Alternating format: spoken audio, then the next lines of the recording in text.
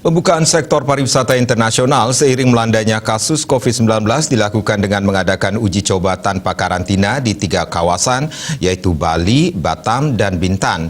Bila situasi tetap kondusif, Menteri Pariwisata dan Ekonomi Kreatif Sandiaga Uno mengatakan Indonesia memiliki peluang mendatangkan jutaan wisatawan mancanegara tahun ini.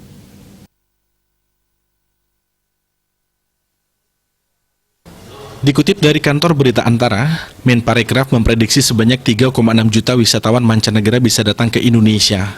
Menurut Sandiaga Uno, jika kondisi secara umum kondusif, pihaknya melihat potensi kenaikan wisatawan mancanegara dengan kisaran 1,8 juta hingga 3,6 juta kedatangan tahun ini.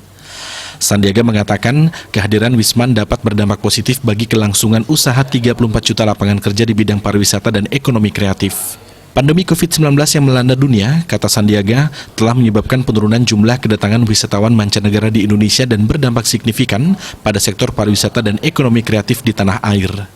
Menurut Sandiaga, kebijakan pemerintah membuka pintu kedatangan bagi wisatawan melalui Batam, Bintan, dan Bali yang diiringi dengan protokol kesehatan yang ketat akan disambut antusias para pelancong. Kebijakan ini akan berhasil bila masyarakat tetap fokus pada protokol kesehatan yang sangat ketat dan disiplin serta keterpaduan penerapan aplikasi Peduli Lindungi. Dikatakan Sandiaga, wisatawan asal Singapura merupakan salah satu yang sangat antusias untuk datang ke Indonesia melalui Batam dan Bintan. Sandiaga menilai, uji coba pengendalian pandemi terhadap wisatawan yang berlibur di Bali pada Februari 2022 telah berhasil diterapkan dengan sangat baik. Hal itu dibuktikan dengan angka kasus positif rate atau perbandingan antara jumlah kasus positif COVID-19 dengan jumlah tes yang dilakukan berkisar kurang dari 0,5% dari total 1.500 pengunjung yang dites di pintu masuk kedatangan. Kemenparekraf juga menyambut antusias kerjasama seluruh kementerian dan lembaga dalam mempersiapkan kedatangan wisatawan mancanegara dalam sejumlah ajang pertemuan internasional di Bali, seperti Forum G20 dan penyelenggaraan Global Platform for Disaster Risk Reduction ke-7 di Bali pada Mei 2022.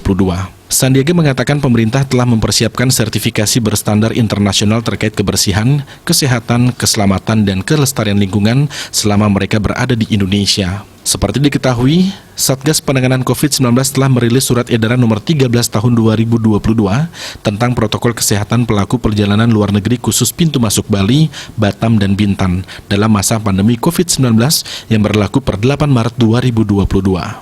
Bali Pos melaporkan.